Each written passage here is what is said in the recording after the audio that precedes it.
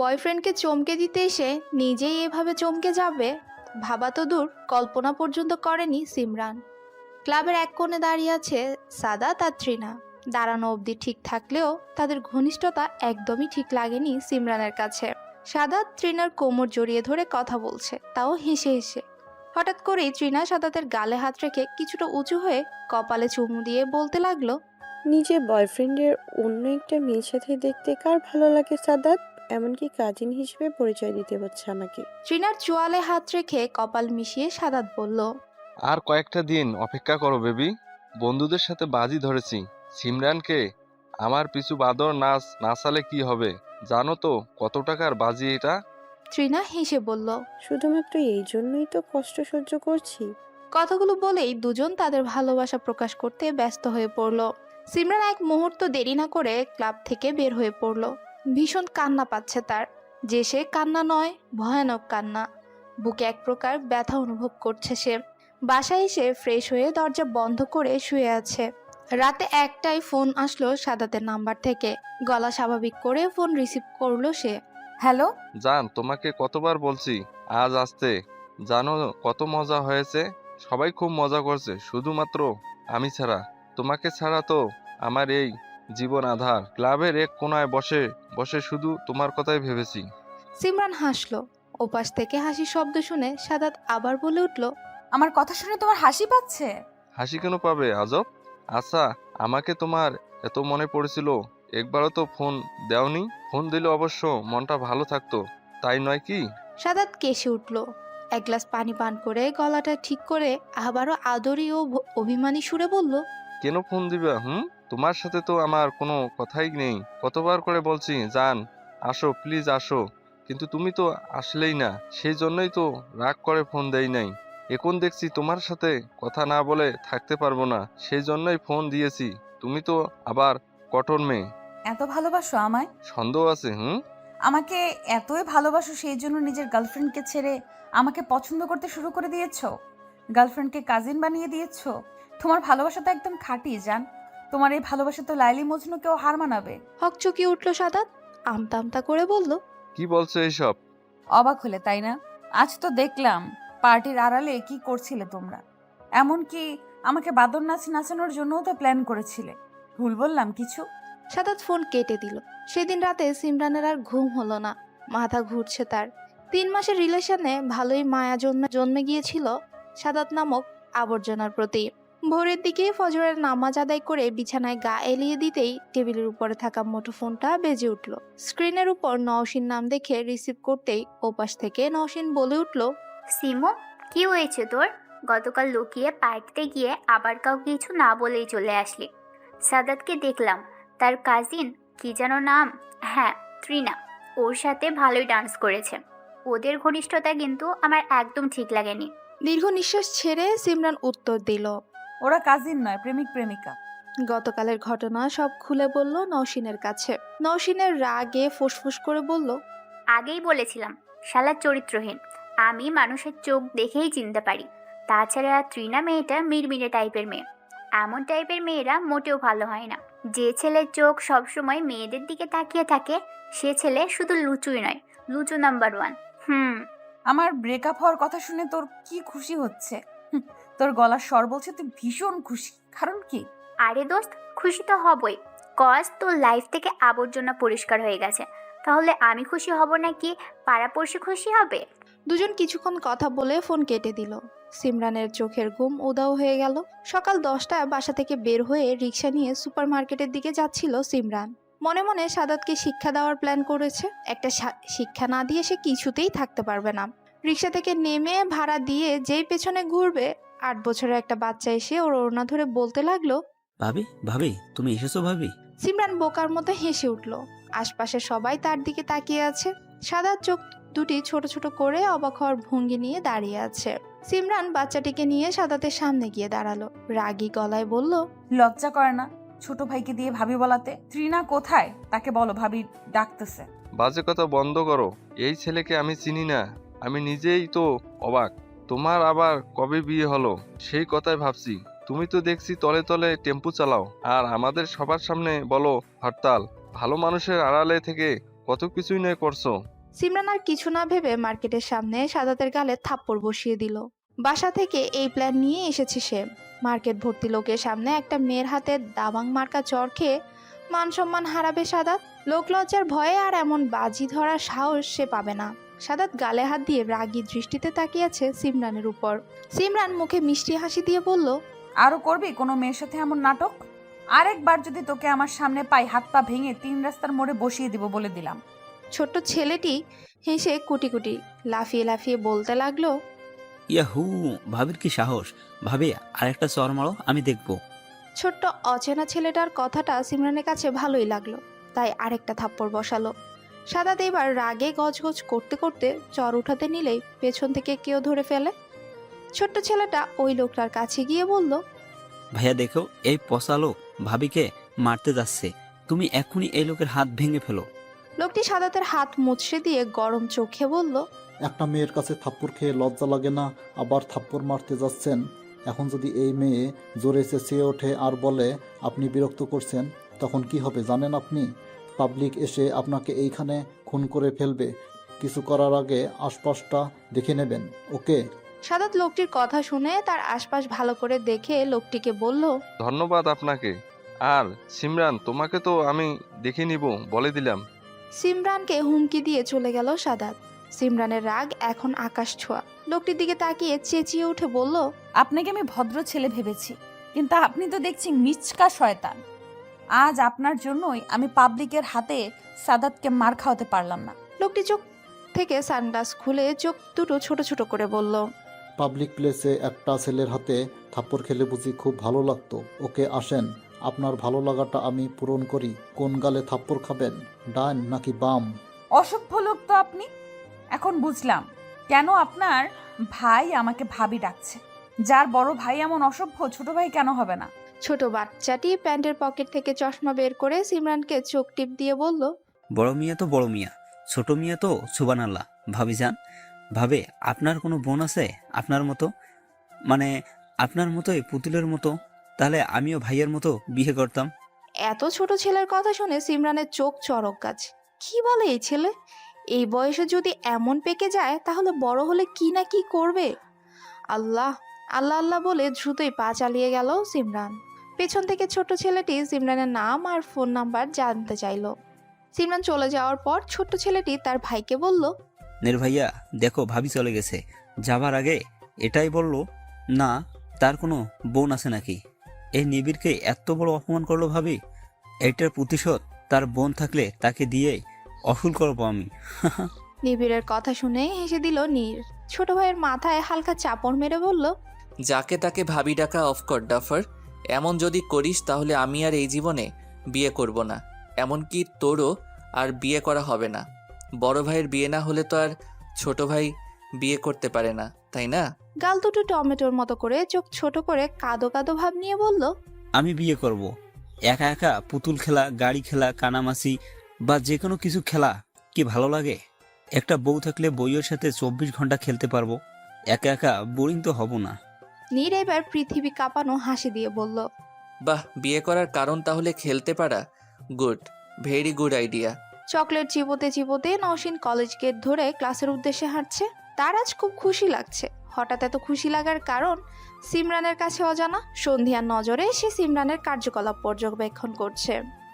কোনো কিছুতেই বুঝতে না পেরে বাঁকা চোখে তাকিয়ে বলল, আমার ব্রেকআপ হয়েছে সেজন্য তুই এত খুশি কেন?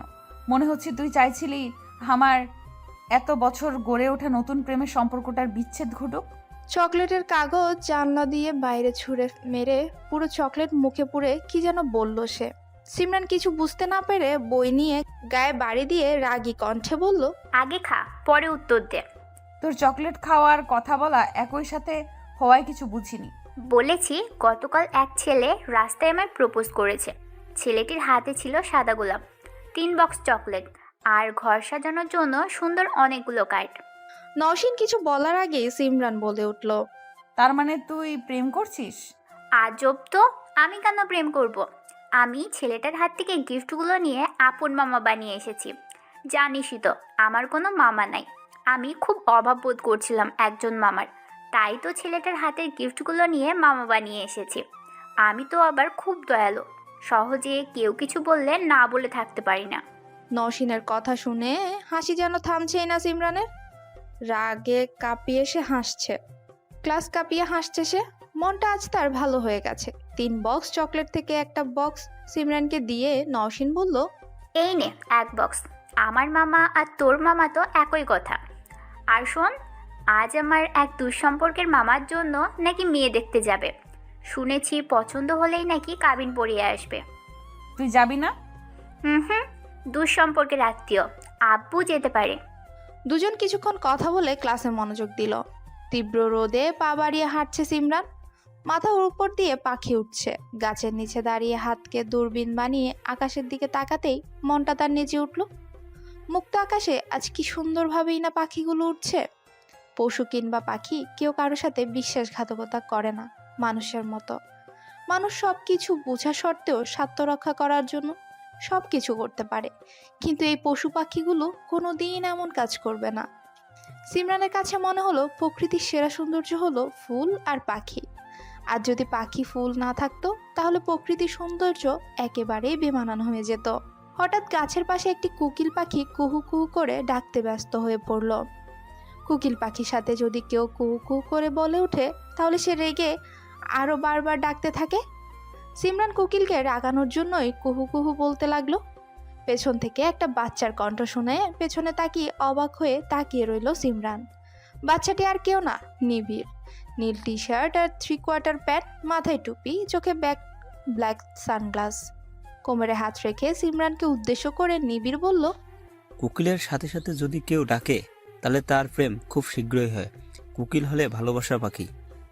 কোকিলের কণ্ঠে সবসময় প্রেমময় সুর থাকে। এই সুরে যদি মুহূর্ত হয় যায় তখন সেও প্রেমে পড়ে। তুমি খুব তাড়াতাড়ি প্রেমে পড়বে ভাবি। সিমরানের মুখে হা হয়ে আছে। এইটুকু ছেলে বলে কি? কথা শুনে মনে হচ্ছে প্রেম বিষয় নিয়ে সে পিএইচডি কমপ্লিট করে ফেলেছে। কিন্তু আজ মনকে শক্ত করে কঠোর হয়ে এই পিচ্চি ছেলেকে বকে দিবে সে, কঠিনতম বকা দিবে।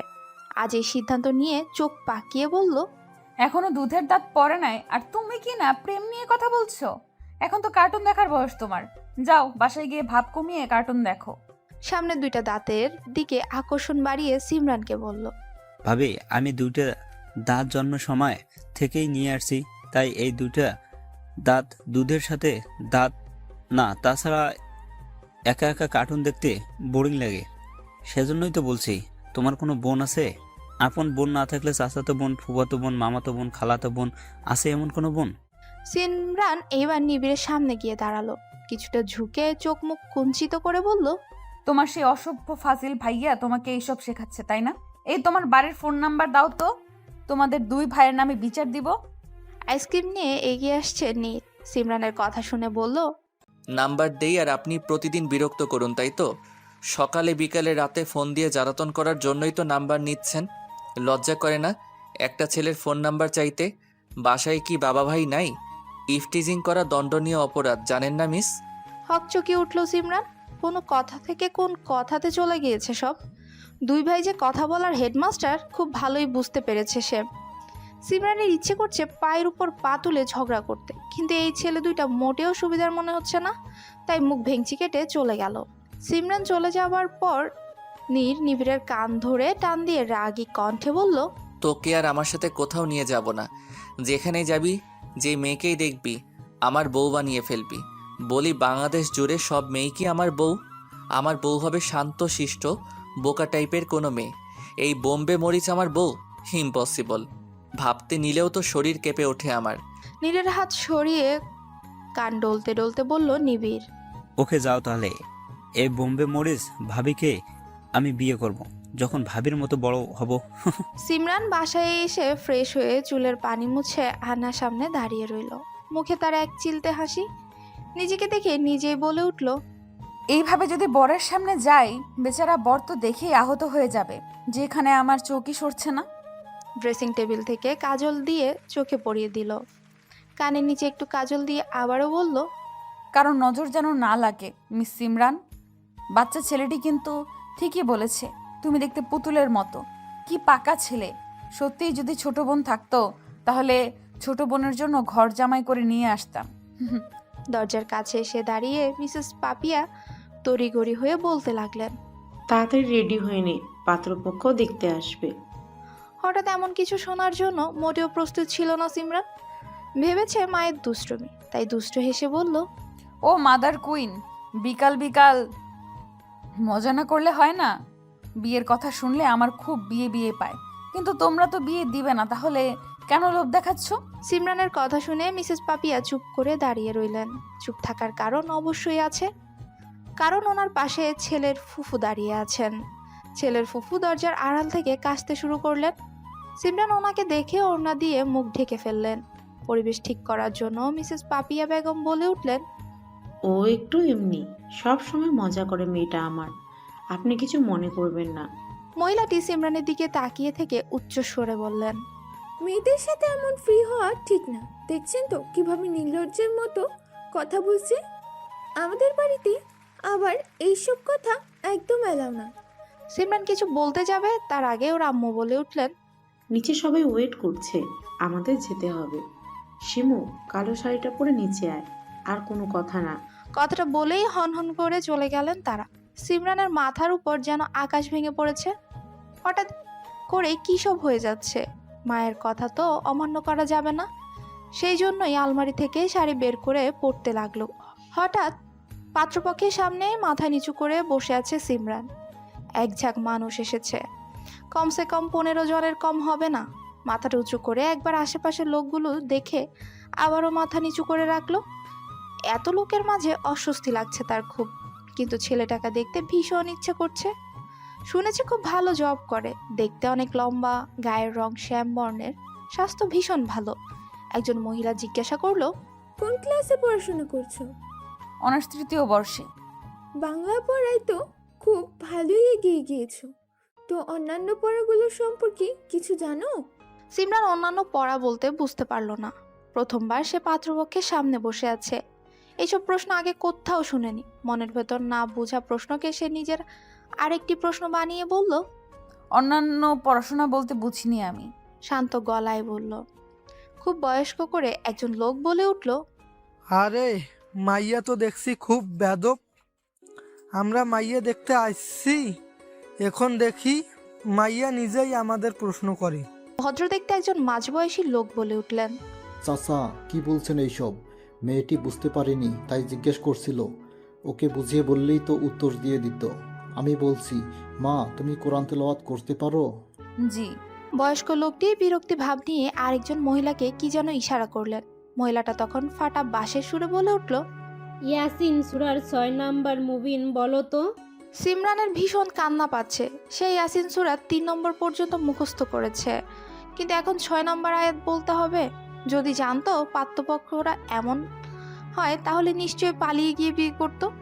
সিমরানের নীরবতা দেখে সবাই বুঝতে পেরেছে। ওই ভদ্রলোকটি পরিবেশ ঠিক করার জন্য বলল, মা তুমি যে কোনো সূরা বলো, যেটা পারো সেইটাই। সিমরান মনে মনে লোকটাকে ধন্যবাদ দিল। লজ্জার হাত থেকে কিছুটা হলেও বাঁচতে তো পেরেছে। তাই ইয়াসিন সূরার প্রথম 2টা মুমিন বলল সে। ছেলেটিকে বসানো হলো সিমরানের পাশে। পুরো শরীর কাঁপছে তার। এ তো ছেলে নয়, যেন জলহস্তি। এত লম্বা, কমসে কম 6.5 তো হবেই। ওজন 100-র নিচে হবে বলে মনেই হচ্ছে না। ছেলেটা বেশ কিছু প্রশ্ন করলো। প্রশ্ন করা শেষ হলে সিমরান চলে গেল তার রুমে। প্রায় 1 ঘন্টা পর খবর হলো আজকেই বিয়েটা হয়ে যাবে। তবে মেয়ের বয়স বেশি, সেই জন্য নাকি বেশ মতবিরোধ হয়েছে। ভদ্রলোকটি নাকি বুঝিয়ে সুজিয়ে রাজি করিয়েছেন। সিমরানের আত্মীয়দের মধ্যে কয়েকজনকে ডাকা হলো। আজ কাবিন পড়িয়ে পরে বিয়ে ঠিক করবে। সিমরানের বাবা মা এমন হুটহাট বিয়েতে রাজি নয়। তাদের একমাত্র মেয়ের বিয়েতে আনন্দ উল্লাস করবে। শেষমেশ সিদ্ধান্ত নেওয়া হলো জাস্ট কাবিন হবে। শুরু হলো সাজগোজ। কাবিন পড়ানোর ঠিক 10 মিনিট আগে আবারও ভেঙে গেল সিমরানের বিয়ে। ছেলেপক্ষরা কিছুতেই বিয়ের পর মেয়েকে পড়াবে না, কিন্তু সিমরানের বাবা কিছুতেই এই শর্তে রাজি হবে না। এর ফলে যদি মেয়ের বিয়ে ভেঙেও যায় তাহলে যাক, তবুও তার যেন কোনো আফসোসই নেই। বিয়েটা অবশেষে ভেঙে গেল। মানুষ ভর্তি লোক নিমিষেই চলে গেল। কথাটা শুনে সিমরান কিছুক্ষণ লুঙ্গি ডান্স দিতে লাগলো। ভয়ানক ফ্যামিলিতে সে কিছুতেই বিয়ে করতে চাইছিল না, কিন্তু পরিবারের জন্য মুখ ফুটে কিছু বলেনি। তবে ছেলেটি তার পরিবারের মতো ছিল না। আড়ালে সে বলে গিয়েছিল, আপনাকে আমার খুবই পছন্দ হয়েছিল, কিন্তু পরিবারের বাধ্যশীলে থাকায় আমার পছন্দ শুধু পছন্দই থেকে গেল। আমার আম্মু অসুস্থ, তাই ওনার সেবা যত্ন করার জন্য কাউকে দরকার। আমিও চাই না আমার জন্য আপনার ক্যারিয়ার নষ্ট হোক। ভালো থাকবেন, আর যদি পারেন আমার মতো খারাপ লোকটিকে ক্ষমা করে দিবেন। আমার পরিবারের বউ নয়, বুয়া খুঁজছে, অল্প বয়সী আর কম শিক্ষিত মেয়ে, যার সাথে যেমনই আচরণ করা যাক সে যেন সব সহ্য করতে পারে, মুখ ফুটে যেন কিছু বলতে না পারে। ছেলেটার কথায় কষ্ট ও লজ্জা দুইটাই ছিল। কেন যেন খুব ভালো লেগেছিল ছেলেটিকে সিমরানের কাছে, কিন্তু মুখে কিছু না বলে মিষ্টি হাসিতে বিদায় দিয়েছিল সেদিন। এইভাবে চলে গিয়েছিল 10টা দিন। সিমরানের পরিবার নিজেদের নিজেই দোষ দিচ্ছিল, বারবার অনুতাপ করছে কেন তারা প্রথমবারেই না কেন বলেনি। আবার এইটাও ঠিক করে নিয়েছে আজকের পর আগে ছেলের খোঁজ নিবে, তার পরিবারের খোঁজ নিবে, পরে মেয়েকে দেখাবে। গ্রন্থাগারে বসে আছে নওশিন আর সিমরান। হ্যারি পটার সিরিজের 3য় বইটি পড়তে ব্যস্ত নওশিন।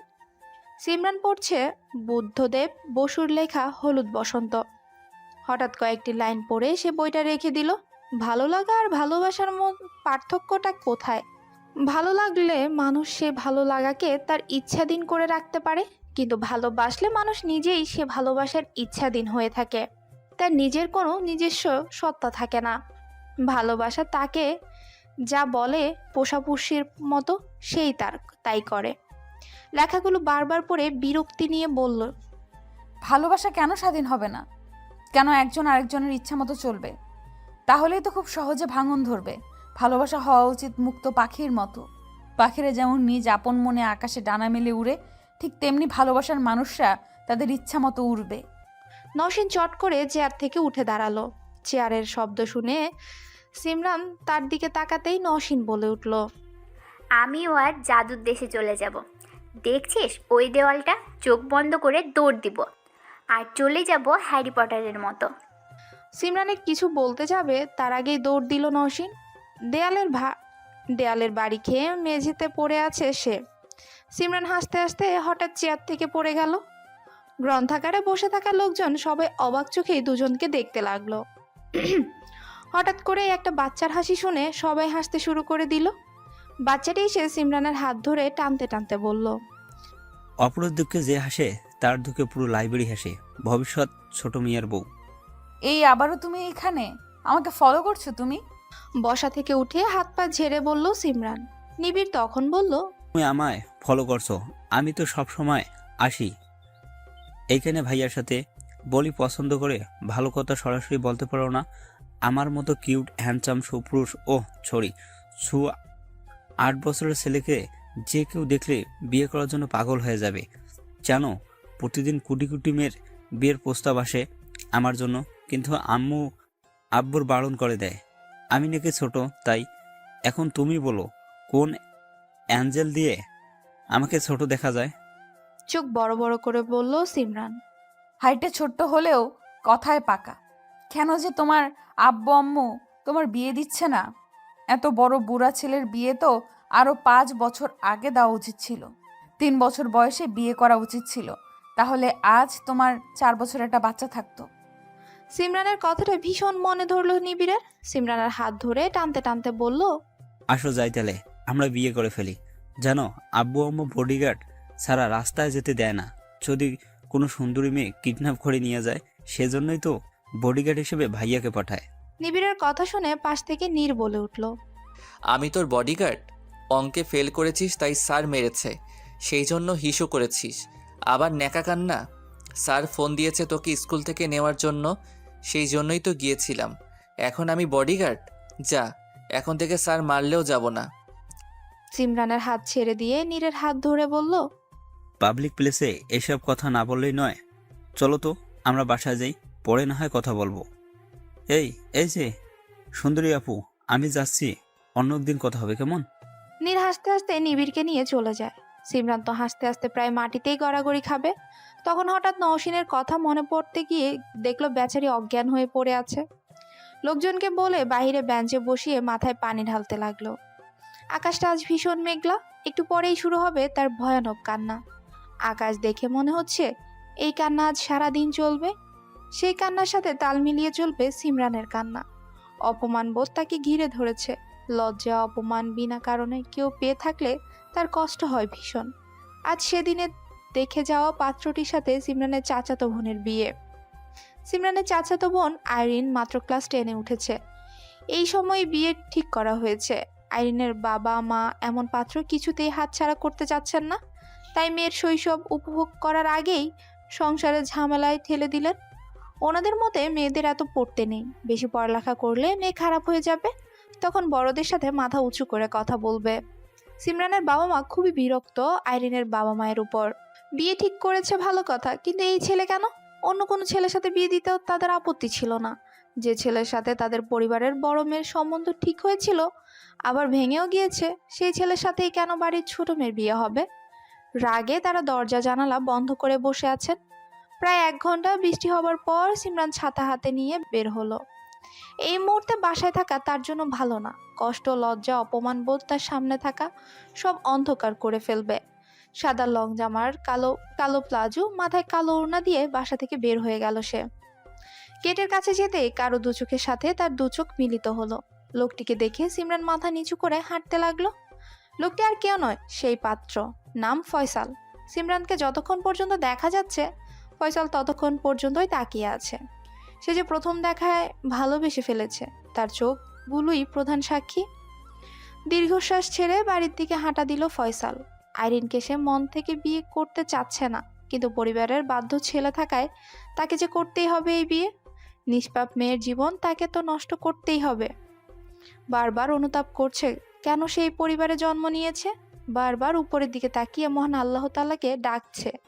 সিমরান কিছু দূর যেতেই আবারও মুষলধারে বৃষ্টি। দোকানের এক কোণে দাঁড়িয়ে অপেক্ষা করছে বৃষ্টি কমার জন্য। না হয় বৃষ্টি আজ কিছুতেই কমতে চাচ্ছে না, কিন্তু তার মন বৃষ্টি ছোঁয়াতে বারবার নাচতে শুরু করছে। আশপাশটা দেখে ছাতা নিয়েই নেমে পড়লো বৃষ্টির ছোঁয়াতে নিজেকে বিলিয়ে দিতে। এই যে মিস, আপনার ছাতাটা দেওয়া যাবে? একজনের ডাকে হুঁশ ফিরে আসলো সিমরানের। সামনে তাকিয়ে চোখ বড় বড় করে বলল, আপনি আবারও? এতদিন তো প্রথমবার আপনার পাকা ভাই এসে জ্বালিয়েছে, এখন দেখছি আপনি আসছেন। ফলো কেন করছেন? পৃথিবীটা গোল, আমি এখন খুব ভালোই টের পাচ্ছি। কেননা দুনিয়াতে কি মেয়ের অভাব ছিল যার জন্য সব সময় আপনার সামনেই পড়তে হয়? সিমরান মুখ বাঁকিয়ে ছাতাটা মাথার উপরে রেখে বলল, সরি, ছাতা দেওয়া যাবে না, কজ আমার একটাই ছাতা। আপনি তো ভিজে গিয়েছেন, এখন তো আর ছাতার দরকার নেই। আমার সামনে একটু কাজ আছে, আমি কাজ শেষ করে এসে দিয়ে যাচ্ছি, ততক্ষণ আপনি ভিজতে থাকুন। ছাতা দিয়ে আর আপনি নিয়ে পালিয়ে যান, তাই তো? আমাকে দেখে চোর মনে হচ্ছে আপনার? নীরকে বলছেন চোর? আপনার ছাতার দাম কত এক্ষুনি দিচ্ছি বলুন। আমি আপনার নাম জানতে চেয়েছি? আহা, কি ভালো পদ্ধতি নাম বলার। এখন থেকে আমিও বলবো। জানেন এই সিমরান কি? এই সিমরানের সাথে লাগতে আসলে গুম করে ফেলবো। আমিও তো আপনার নাম জানতে চাইনি, তাহলে কেন বললেন আপনার নাম? হয় এত সুন্দর ছেলে সামনে থাকলে নাম জানানোর ইচ্ছা তো হতেই হবে, তাই না মিস সিমরান? সিমরান নিজের কথার জালে নিজেই ফেসে গিয়ে চলে যেতে নিলে গর্তে পড়ে যায়। বৃষ্টির পানিতে গর্ত ভরপুর। বেচারি পড়ে গিয়ে কেঁদে কেঁদে বলল, আপনাদের দুই ভাইয়ের সাথে দেখা হলেই আমার দিনটা খারাপ হয়ে যায়। নীর মুচকি হেসে এক হাত বাড়িয়ে দিল সিমরানকে ধরার জন্য। সিমরান হাত ধরে উঠে মুখ ফসকে বলে ফেলল, ধন্যবাদ। নীর অবাক হওয়ার ভান করে বলল, আমাকে আপনি ধন্যবাদ দিচ্ছেন? আমার এই জীবন সার্থক হলো আজ। কথা ঘুরানোর জন্য সিমরান বলল, লাগবে ছাতা? এখন তো ভিজেই গিয়েছি, আর ছাতার দরকার নেই। বাই দ্য ওয়ে, কোথায় যাচ্ছেন? মন ভালো ছিল না, সেই জন্য ঘুরতে আসছিলাম। কিন্তু এখন বোয়াল মাছ ধরে ফেলেছেন? অসভ্য ছেলে। এখন আপনি কোথায় যাবেন? এই তো সামনেই, আসুন আমরা কথা বলতে বলতে যেতে থাকি, মন ভালো হয়ে যাবে আপনার। সিমরান সায় দিল। দুজনেই একসাথে হেঁটে সামনে এগিয়ে যাচ্ছে। নীর তখন মনে মনে বলল, ইয়াহু, প্ল্যান সাকসেসফুল। নিবিড়ের বুদ্ধিটা কাজে লেগে গেছে। ভাগ্যিস পা দিয়ে ইটটা পিছনে রেখেছিলাম, সেই জন্যই তো পড়ে গেল আর আমার লাইন ক্লিয়ার হলো। নিবিড় বস, ইউ আর জিনিয়াস ব্রো। গাড়ি থেকে নিবিড় শিখিয়ে দিয়েছিল ছাতা নেওয়ার উদ্দেশ্যে গিয়ে কথা বলতে, যদি পারে কোনো না কোনো হেল্প করার জন্য। মেয়েদের হেল্প করলে নাকি তারা ভীষণ খুশি হয় আর ফ্রেন্ডলি ব্যবহার করে। গাড়ির হর্নের শব্দে পাশ ফিরল নীর। জানলা দিয়ে বুড়ো আঙ্গুল বের করে বেস্ট অফ লাক জানালো নিবিড়। নীর ফ্লাইং কিস দিয়ে ইশারা করলো। তোর গিফট পেয়ে যাবি আজ। নীর ফ্লাইং কিস দিয়ে ইশারা করলো। দুই ভাইয়ের এসব কারসাজি বেচারি সিমরান কিছুই জানলো না। সে মনে মনে নিজেকে বকতে লাগলো। এত ভালো ছেলের সাথে কত খারাপ ব্যবহারই না সে করেছে, কিন্তু আজ ছেলেটা তাকে সাহায্য করেছে। মনে মনে লজ্জা ও খুশি দোনোটাই হলো। সিমরান বাসায় এসে বসে আছে। তার সামনে বসে আছে ফয়সাল ও আইরিন। আইরিনের দু চোখ ফোলা, কলা গাছ হয়ে আছে। প্রায় 30 মিনিট ধরে সে সিমরানের কাছে বসে আছে আর কান্না করছে। তার এক কথা, বিয়েতে সিমরানকে থাকতেই হবে। থাকতে হবে মানে থাকতে হবে। সিমরান রাজি না থাকায় ফোন করে ফয়সালকে ডেকে এনেছে। আইরিনের কান্না দেখে মনে হচ্ছে সে কারোর মৃত্যুর দুঃখে সুখে কান্না করছে। ফয়সাল তখন সিমরানের দিকে তাকালো, অদ্ভুত মিষ্টি ও অনুরোধের সুরে বলল, জানি দোষটা আমাদের, তবুও বলছি প্লিজ আসুন বিয়েতে। তাছাড়া প্রথম দেখায় তো অনেকেরই বিয়ে হয় না, সেই জন্য কি কেউ কষ্ট পায়? বুঝেছি সমস্যাটা পরিবারের, তবু ছোট বোনের মুখের দিকে তাকিয়ে তো একটু নরম হতে পারেন। প্লিজ বিয়েতে থাকবেন। আপু, ছোটবেলায় যত খেলা খেলেছি শুধু তোর সাথে, তাহলে কেন আজ আমার বিয়েতে থাকবি না? তুই না আমার বেস্ট ফ্রেন্ড। অবশেষে রাজি হলো সিমরান। ছোট বোনের আবদার সে কিছুতেই বারণ করতে পারেনি। তার উপর ফয়সালের অনুরোধ। গায়ে হলুদের শাড়ি পরে হাতে হলুদের ট্রে নিয়ে দাঁড়িয়ে আছে সিমরান। ফয়সালের বাড়ির গেটের কাছে যেতেই লজ্জায় বাতাস তার পুরো শরীরে ছুঁয়ে দিল। সে প্রথম আসতে চাইছিল না, কিন্তু মায়ের কথা শুনে এসেছে। তার মা তাকে বলেছে, লজ্জা থাকা উচিত ওই বাড়ির লোকদের। তোর কেন থাকবে? বিয়েটা আমরা ভেঙেছি, ওরা নয়। তুই যে ভেঙে পড়িসনি এটাই তো দেখাতে হবে ওই লোকদের। আমরা মেয়ে বলে কোনো সম্মান নেই আমাদের? লজ্জা কি শুধু আমাদের? আমরা কেন লজ্জা পাবো? লজ্জা তো পাওয়া উচিত ওই বাজে লোকদের যারা মেয়েদের সম্মান করতে পারে না। আর তোর চাচা চাচি তো ছেলের বাড়ি ঘর চাকরি মোটা অঙ্কের টাকা দেখে এত ছোট মেয়েকে বিয়ে দিয়ে দিচ্ছে। এখন ওর খেলার বয়স, কিন্তু ওকে এখন সামলাতে হবে সংসার। ওরা তো আর পড়াবে না আইরিনকে। বেচারি মেয়েটা পড়তে খুব ভালোবাসে, কিন্তু আমাদের কথা তো শুনবে না ওরা। এখন তুই ভালো মেয়ের মতো যা, আর ওদের সামনে হেসে হেসে ঘোরাঘুরি করবি। মেয়েদের মাথা নিচু করা ঠিক নয়, কজ মেয়েরা মা জাতি। মায়ের কথাগুলো বারবার রিপিট করছে সিমরানের কানে। পা চালিয়ে চলে গেল ভেতরে। ট্রে টেবিলের উপরে রেখে শাড়ি ঠিক করতে করতে অনেকগুলো রুমের পাশ দিয়ে সে হেঁটে যাচ্ছে। হঠাৎ একজোড়া হাত তাকে টেনে ভেতরে নিয়ে গেল। সামনে থাকা লোকটিকে দেখে চোখ বড় করে তাকিয়ে আছে সে। তার হাত ধরবে এই লোক সে ভাবতেও পারেনি। আচমকা কেউ হাত ধরে টান দিয়ে রুমের ভেতরে নিয়ে যাওয়াতে ভীষণ রকম ভয় পেয়ে গেল সিমরান। বন্ধ চোখগুলো ভয়ে ভয়ে মেলে তাকিয়ে সামনে থাকা লোকটির দিকে তাকিয়ে বলল, আপনি? লোকটি সিমরানকে দেওয়ালের সাথে মিশিয়ে খুব কাছে গিয়ে দাঁড়ালো। দেওয়ালে এক হাত দিয়ে বলল, বাহ, এত সহজে তুমি থেকে আপনি হয়ে গেলাম। তোমাকে তো স্যালুট করা দরকার সিমরান জান। সাদাত, তুমি এখানে কেন এসেছো বা কি সম্পর্ক এসব জানার কোনো ইচ্ছেই আমার নেই, কিন্তু তুমি আমাকে টাচ কেন করছো? রাগী কণ্ঠে সিমরান বলল। বরের বাড়িতে সাদাতকে দেখে সে অবাক হয়, তবে ভীষণ অবাক নয়।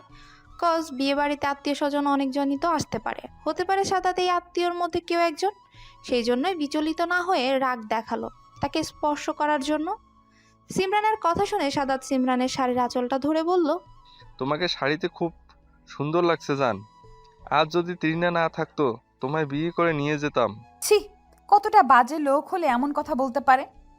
এখন তো মনে হচ্ছে তুমি তৃণাকে আদৌ ভালোবাসো কিনা। খারাপ ভঙ্গিমায় ইশারা করে বলল সাদাত। আমি তো সবাইকে ভালোবাসি, যাকে আমার চোখে সুন্দর দেখা যায় আমি তাকেই ভালোবাসি। তুমি যদি এখন আমাকে যেতে না দাও আমি চিৎকার করব বলে দিলাম। সাদাত তার দুই হাত সিমরানের দুপাশের দেয়ালে রেখে বলল, যাও, তোমাকে কি আমি ধরে রেখেছি? বাড়াবাড়ি হচ্ছে সাদাত, এইভাবে দাঁড়িয়ে থাকলে যাব কিভাবে? তাই তো। সাদাত পথ ছেড়ে দিল। সিমরান এক দৌড়ে সেই জায়গা পরিত্যাগ করলো। মানুষের জীবন বড় অদ্ভুত। যার সাথে দেখা করতে একদম ইচ্ছে করে না, কিন্তু দেখা যায়, বেলা শেষে তার সাথেই দেখা হয়ে যায়।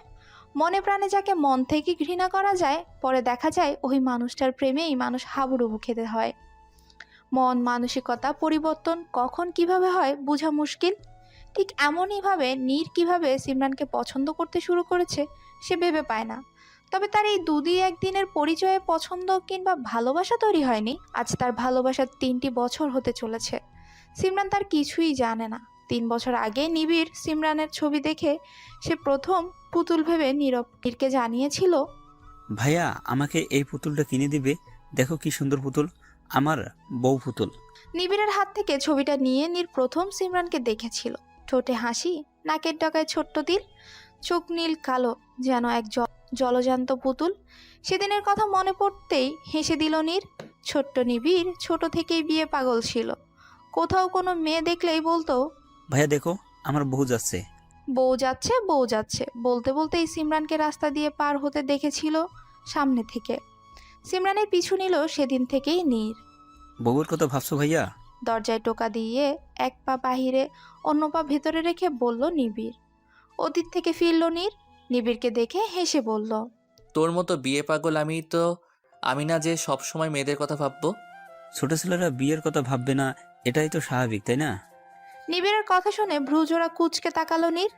এত বড় ইনসাল্ট এইটুকু ছেলের কাছে মেনে নিতে কষ্ট হচ্ছে তার। তবুও পরবর্তী প্ল্যানের জন্য হজম করে নিল। নিবিড় তখন মাথায় হাত দিয়ে তার ছোট ছোট চুলগুলো টেনে বলল, ভাইয়া মাথায় কিছু সমস্যা হচ্ছে? মানে? দেখো না একটা বুদ্ধি আছে, আবার চলে যাচ্ছে। যখন আসছে তখন গেঁথে রাখ, তাহলেই তো হয়। চুলগুলো কেমন যেন উস্কো হয়ে যাচ্ছে। ভাইয়া তোমার চুলে কি জেল ইউজ করো? মানে আমিও ইউজ করতে যাচ্ছি। এখন তো বাংলাদেশের মেয়েরা পিছনে ঘুরে, তখন পৃথিবীর মেয়েরা আমার পিছনে ঘুরবে। বলো না কি হেয়ার জেল? নীর এখন নিজের চুল টেনে ছিঁড়তে ইচ্ছে করছে। ছোট ভাইয়ের পাকনামও এখন তাকে খুব জ্বালাচ্ছে। কিন্তু পরবর্তী পদক্ষেপে সাহায্য করার একমাত্র উপায় ছোট ভাই।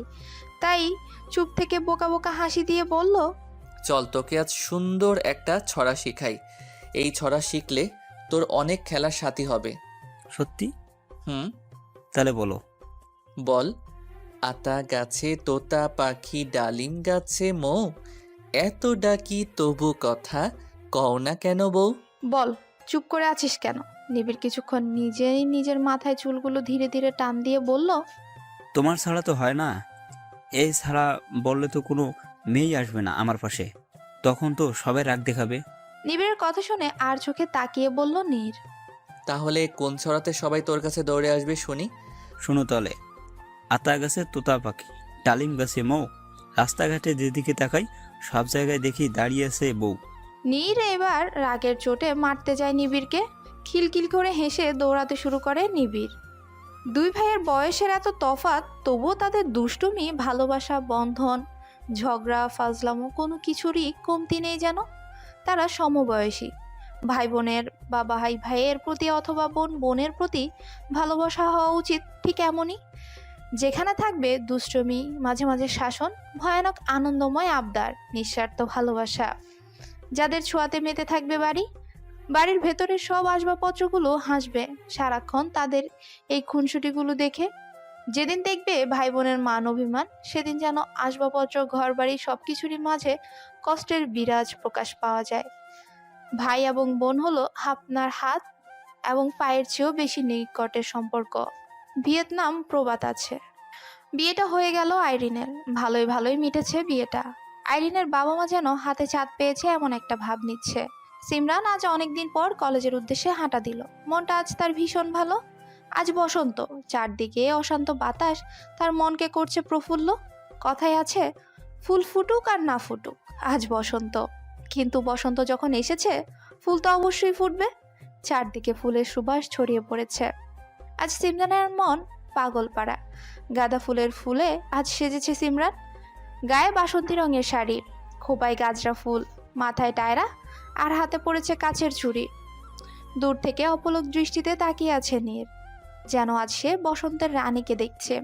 নাকের ডগায় ছোট্ট তিলটা খুব সহজেই ধরা পড়ল তার চোখে। কিন্তু বড় আফসোস, আজ সে সাজেনি। তবে নিবিড় আজ বাসন্তী রঙের পাঞ্জাবি পরে নেমেছে রাস্তায়। তাকে দেখতে একদম পুতুল মনে হচ্ছে। রাস্তা দিয়ে নেচে নেচে যাচ্ছে আর মেয়েরা তার সাথে পিক নিচ্ছে। গাল টেনে দিচ্ছে, অনেক চুমুও খাচ্ছে। মেয়েদের কাছ থেকে সরে এসে নীরকে বলল, দেখো ভাইয়া, মেয়েগুলো কত অভদ্র, রাস্তাঘাট কিছু দেখে না নাকি? আমার গালে পাপ্পি দিছে, সি সি, কি লজ্জা। তুমি এতটাই কিউট দেখতে, আমারই তো পাপ্পি দিতে ইচ্ছে করছে। দিব নাকি পাপ্পি? পেছন থেকে সিমরানের কণ্ঠ শুনে তাকালো দুই ভাই। নিবিড় দৌড়ে গিয়ে তার গাল পেতে বলল, ভাবে, তোমার জন্য তো আমার গাল দুটো ফ্রি, নাও পাপ্পি দাও। সিমরান নিবিড়ের গালে পাপ্পি দিতেই নিবিড় চোখ টিপ দিল নীরের দিকে তাকিয়ে। ইশারাতে বুঝালো এই পাপ্পি সে তার জন্য নিচ্ছে না, নীরের জন্য নিয়েছে। পাপ্পি নিয়ে দৌড়ে গিয়ে দাঁড়ালো নীরের সামনে, আবারও চোখ টিপ দিয়ে বলল, ভাইয়া, তুমি একটা পাপ্পি দাও এই গালে। নীর পাপ্পি দেওয়ার পর নিবিড় মুখ চেপে হাসতে লাগলো।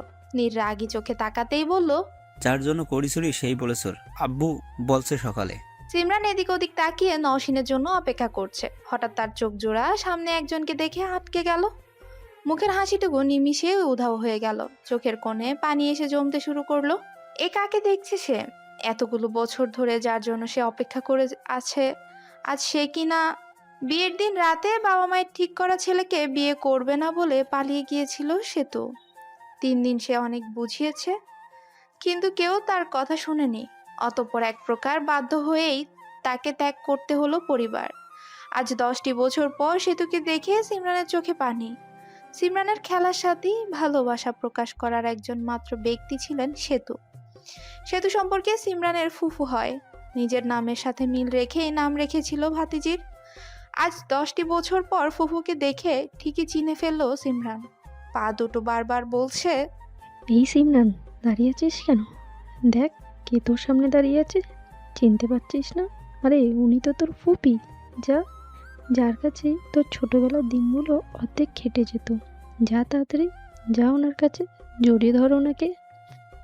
পার্কের কোণে গাছের নিচে দাঁড়িয়ে আছেন মিসেস সেতু রহমান এবং তার স্বামী জনাব শরীফ আহমেদ। বয়স বাড়লেও ভালোবাসা কিংবা আনন্দ কিছুই কমেনি তাদের। মুখে জোরে রয়েছে আনন্দের হাসি। সিমরান সেদিকে পা বাড়ালো, কিন্তু মাঝপথে কিছুটা অভিমান, কষ্ট, রাগ গেঁথে বসলো তার মনে। একাকাশ অভিমান নিয়ে মনে মনে বলল, ভালোই তো আছো তুমি, তাহলে কেন যাব তোমার কাছে? তোমার কাছে তো এখন আমার কোনো মূল্য নেই। যদি থাকতো তাহলে কি এই ছোট্ট সিমরানকে রেখে চলে যেতে পারতে? যাবার আগে আমার কথা কি তোমার মনে আসেনি? আসবেই বা কেন? তুমি যাকে চেয়েছো তাকেই তো পেয়েছো। আমার কথা কেন ভাববে? যাব না তোমার কাছে, সম্পর্ক নেই আমাদের। মনের ভেতরের অভিমানগুলো চোখ বেয়ে পানি হিসেবে গড়িয়ে পড়তে লাগলো। হঠাৎ নওশিনের কথা শুনে হুঁশ ফিরল, চোখ পরিষ্কার করে রাগী কণ্ঠে বলল, এতক্ষণ ধরে ওয়েট করছি, কিন্তু ম্যাডামের তো কোনো খবরই দেখছি না। বলি এত দেরি কিসের? সাজতে দেরি হলো, কিন্তু তুই কান্না কেন করেছিলি? ওই সাদাত ফাদাতকে কি মনে পড়লো নাকি তোর? সাদাত আবার ফাদাত কেমনে হয়? বাই দ্য ওয়ে, ওই ফাজিলের কথা কেন মনে করব? শোনো, আমার চোখের পানি এত তুচ্ছ নয় যে খারাপ লোকের কথা ভেবে কান্না করব। আমি তো এত এত কাপল দেখে কান্না করছি। আজ সবাই কাপল হয়ে এসেছে, আর আমরা দুজন কিনা সিঙ্গেল হয়ে এসেছি। জানিস নওশিন, আমাদের কপালে প্রেম, ভালোবাসার বিয়ে, 3টার থেকে যে কোনো একটাও লেখা নাই। তাই তো 21 বছর ধরে নামের আগে সিঙ্গেল উপাধি নিয়ে ঘুরছি। হেসে দিল নওশিন। এই ফাঁকে সিমরান এড়িয়ে গেল তার কান্নার রহস্য। দুই বান্ধবী পা মিলিয়ে কলেজের ভেতর চলে গেল। অন্যদিকে নিবিড় আইসক্রিম খাবার বায়না করে টেনে হিঁচড়ে নীরকে নিয়ে চলে গেল। বেচারা নীরের আর প্রেম করা হলো না। মনে মনে নিবিড়ের গোষ্ঠী উদ্ধার করে পরে নিজেকেই বকতে লাগলো। কেননা নিবিড়ের গোষ্ঠী মানে সেখানে সে স্বয়ং নিজেই আছে। ছোট ভাইকে বকতে গিয়ে নিজেকেও দিয়ে দিল অবশেষে। কলেজ মাঠের এক কোনায় বিভিন্ন ধরনের রং নিয়ে বসে আছে একদল তরুণ। সিমরান অবাক হয়ে নওশিনকে বলল, বসন্ত বরণের রং খেলা হয় নাকি? হ্যাঁ, এইবার তো কলেজে বসন্ত উৎসবে রং খেলা হবে। কেন, জানিস না তুই? মাথা এদিক ওদিক ঘুরিয়ে না অর্থ বোঝালো সিমরান। নওশিন তখন নিজের মাথা নিজেই চাপড় মেরে বলল, মাইয়া, তুমি কোনোদিন ঠিক হইবা না। কলেজে সবাই এই কথা জানে, আর তুই কিনা ঢং দেখানোর জন্য কলেজ ভর্তি হইছ মাইয়া। নওশিনের রাগ উঠলে সে তখন মাইয়া মাইয়া বলে সম্বোধন করে। ও রাগ দেখে মনে হচ্ছে সিমরান ভুল কিছু করে ফেলেছে। রং খেলা বিষয়ে সে কিছুই জানে না, তার মানে সে কঠিনতম অপরাধ করে ফেলেছে। এই অপরাধের জন্য তাকে অবশ্যই মৃত্যুদণ্ড দেওয়া উচিত। বসন্ত বাতাসে সৈগো, বসন্ত বাতাসে, বসন্ত বাতাসে সৈগো, বসন্ত বাতাসে, বন্ধুর বাড়ির ফুলের গন্ধ, বন্ধুর বাড়ির ফুলের গন্ধ, আমার বাড়ি আসে সৈগ বসন্ত বাতাসে, সৈগ বসন্ত বাতাসে। নাচ শুরু হয়ে গেল। ছেলে মেয়েদের নাচে মেতে উঠল পুরো কলেজ। কলেজেও মনে হচ্ছে নাচছে তরুণ তরুণীদের সাথে। কিন্তু নওশীন ও সিমরান ব্যস্ত রং খেলা নিয়ে। হঠাৎ কেউ একজন এক মুঠো রং সিমরানের গায়ে ছুঁয়ে দিয়ে উধাও হয়ে গেল। চোখের ভেতর রং যাওয়াতে ভালো করে দেখতে পেল না ছেলেটিকে, তবে ঝাপসা চোখে শার্টের কিছুটা অংশ দেখতে পেয়ে বুঝে গেল ছেলেটা কে। ছেলেটি হলো নীর। সিমরান হেসে আবারও নওশীনকে রং লাগাতে ব্যস্ত হয়ে পড়ল। এবার চোখ জ্বলছে সিমরানের। নওশীনকে বলে ওয়াশরুমের দিকে হাঁটা দিল সে। চোখ মুখ পরিষ্কার করে ওয়াশরুম থেকে বের হতেই কেউ একজন হেঁচকা টান দিয়ে ক্লাসরুমের ভেতর নিয়ে চলে গেল। সিমরান লোকটির বুকে মাথা রেখে দাঁড়িয়ে আছে। লোকটি তাকে আষ্টে পিষ্টে জড়িয়ে ধরে রেখেছে। চোখ মেলে সেই চেনা শার্টটি দেখে রেগে বলল, হঠাৎ কি হলো আপনার? আপনার ব্যবহার কিন্তু মোটেও ঠিক লাগছে না। হাসল নীর। সিমরানের নাকের ডগায় তিলটা হাত বুলিয়ে বলল। সিমরান ভ্যাবাচাকা খেয়ে গেল। নীর কি পাগল? নীল কি পাগল টাগল হয়ে গেল নাকি? ভাবাচ্ছে তাকে। তবুও শক্ত হয়ে বলল, মজা কেন করছেন আজব? তোমার কণ্ঠ হঠাৎ চেঞ্জ কেন হলো সাজি? হোয়াট? কে সাজি? ভাই আমি সাজি পাজি না, আমি সিমরান। অবাক হওয়ার ভান ধরে ছেড়ে দিল সিমরানকে। অনেক বড় ভুল করেছে এমন একটি ভাব নিয়ে বলল, এই ছি ছি, আপনি এখানে কেন? এখানে তো আমার গার্লফ্রেন্ড সাজিয়া থাকার কথা ছিল। Sorry miss. সিমরান কিছু না বলে চলে যায়। সিমরান যাবার পরেই হাসতে থাকে নীর। ইচ্ছে করেই সিমরানকে রাগিয়েছে সে। সিমরানকে রং লাগানোর পর এক চিলতে হাসি দেখেছিল দূর থেকে। হাসির কারণ সিমরান একটু একটু করে পছন্দ করতে শুরু করেছে।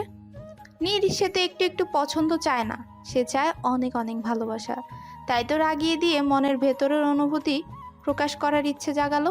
পরের দিন স্কুলে গালে হাত দিয়ে বসে আছে নিবিড়। মনটা আজ তার ভীষণ খারাপ, কেননা মিশু আজ স্কুলে আসেনি। চুপটি মনে বসে বসে ক্লাস করছে সে। স্যার তখন তাকে প্রশ্ন করলো, বলো তো নিবিড় কোন প্রাণী দাঁড়িয়ে ঘুমায়? স্যার আমি তো মাঝে মাঝেই দাঁড়িয়ে ঘুমাই। তাহলে উত্তর হবে নিবিড়। স্যার বোকা বনে গেল। এই ছেলেটাকে তিনি আজও মানুষ করতে পারলো না। ক্লাসে সবসময় অমনোযোগী থাকলেও পরীক্ষার রেজাল্ট যখন আসে তখন দেখা যায় ওই প্রথম স্থান অর্জন করেছে। তাই কোনো স্যার ম্যাম তাকে ক্লাস থেকে বের করে দেয় না। স্যার তখন আরেকটি প্রশ্ন করলো, সত্যিই তুমি আজব প্রাণী। তো এখন বলো তো কোন প্রাণীর মুখ দিয়ে মল ত্যাগ করে? প্রশ্ন শুনে নিবিড় তার ছোট মুখটাকে টেনে টেনে বলল, ইয়াকথু ওয়াক। কি বলছেন স্যার? সি, এরকম খচ্চর প্রাণী পৃথিবীতে আছে? ইস, কেন যে আমি আগে জানলাম না, তাহলে তো রুম থেকেই বের হতাম না। ওয়াক। নাক ধরে কথাগুলো বলতে লাগলো। স্যার আর কোনো প্রশ্ন না করে ওনার কাজ করতে ব্যস্ত হয়ে পড়লো। একাকী নীরবে অনেকক্ষণ ধরে দাঁড়িয়ে আছে নীর। এক নজর সিমরানকে দেখার তৃষ্ণা তৈরি হয়েছে তার মনে। হঠাৎ মন কেন এত উঠলো বুঝতে পারছে না সে।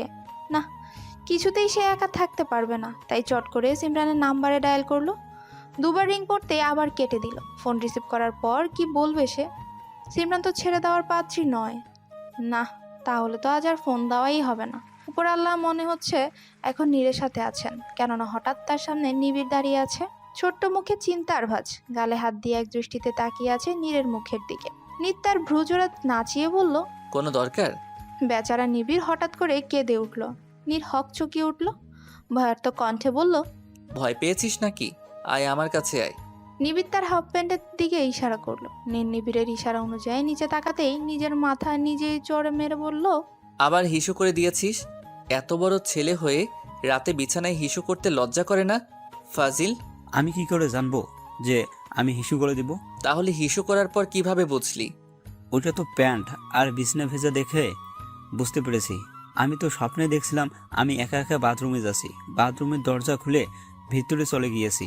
প্যান্টের চেন খুলে হিসু করার পর বুঝতে পারলাম আমি শুয়ে শুয়ে জমিদারের মতো বিছনায় হিসু করছি। কথাগুলো বলে আবারও কাঁদতে লাগলো নিবিড়। নীর কান্না থামানোর জন্য বলল, ওকে, সমস্যা নাই, তুই প্যান্ট চেঞ্জ করে আমার রুমে শুয়ে পড়। আম্মু তো সকালে ঘুম থেকে উঠে যদি দেখে বিছনা ভিজে, আমাকে তো একবার বলে আরেকবার ফুটবল, আবার দেখা যাবে জামা কাপড়ের মতো ধুলাই করছে। তো এখন কি করতে হবে আমার? চোখগুলো বাঁকা করে বলল নীর।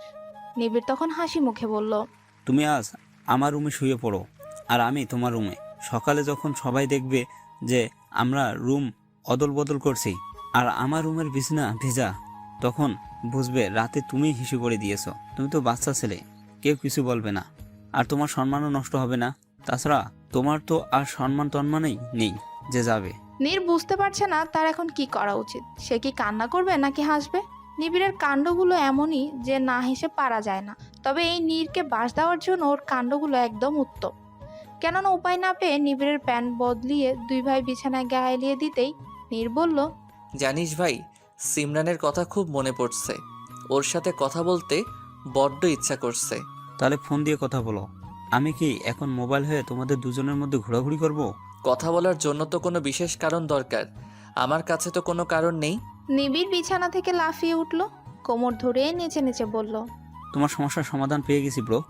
এক হাত কোমরে রেখে অন্য হাত মাথায় দিয়ে কোমর হেলিয়ে হেলিয়ে সে নাচতে লাগলো। নিঃসন্দেহার নজরে বারবার নিবিড়কে দেখছে। এই ছেলে কি আদৌ বাচ্চা ছেলে নাকি 100 সন্তানের পিতা বুঝতে পারছে না নীর। ওর মতো বয়সে তো নীর বুদ্ধি কি তাই বুঝতো না, আর এই ছেলে কিনা অতি সহজে সমস্যার সমাধান করে ফেলে। স্ট্রেঞ্জ। ব্রো ফোন দাও ভাবির কাছে। ফোন দিয়ে কি বলবো? বলো নিবিড় নাকি আপনার ব্যাগে চকলেট রেখে এসেছে, সে এখন চকলেটের জন্য কান্না করছে। নীর এবার চোখ পাকিয়ে বলল, এইটা তোর বিশেষ কারণ? রাতে বিছানায় হিসু করার ফলে তোর মাথা খারাপ হয়ে গেল নাকি? ধুর ছাই, কিছুই তো বোঝা না। বলবা আমি নিবিড়কে বুঝাচ্ছি, তাকে দোকান থেকে অনেক চকলেট কিনে দেব, কিন্তু ও মানছে না। ওর নাকি আপনার ব্যাগের চকলেটই চাই। তাই আর কি, আপনার সাথে দেখা করার জন্য আমরা দুই ভাই যাচ্ছি। ভাই, তোর পা দিয়ে তো একটু ধুলো নেই? নিবিড় তার পা দুটো এগিয়ে দিয়ে বলল, সরি বৎস, পায়ে কোনো ধুলো নেই। তুমি বরং সকালের জন্য অপেক্ষা করো, ধুলো তুমি পেয়ে যাবে। নীর জোরে জোরে হাসতে লাগলো। সিমরানের নাম্বারে 5 বার ফোন দেওয়ার পরেও রিসিভ হচ্ছে না। আশা ছেড়ে দিয়ে শেষবারের মতো ফোন দিতে ওপাশ থেকে ঘুমো ঘুমো কণ্ঠে সিমরান বলে উঠল, কে বলছেন? আমি আমি তো বুঝলাম, বাট এই আমি মানুষটা কে? নীর আহমেদ, কোন নীর? তোমার ফিউচার সন্তানের বাবা। সিমরান এবার চমকে উঠল, তড়িঘড়ি করে উঠে বলল, আপনি আপনি আমার ফোন নাম্বার কিভাবে পেয়েছেন?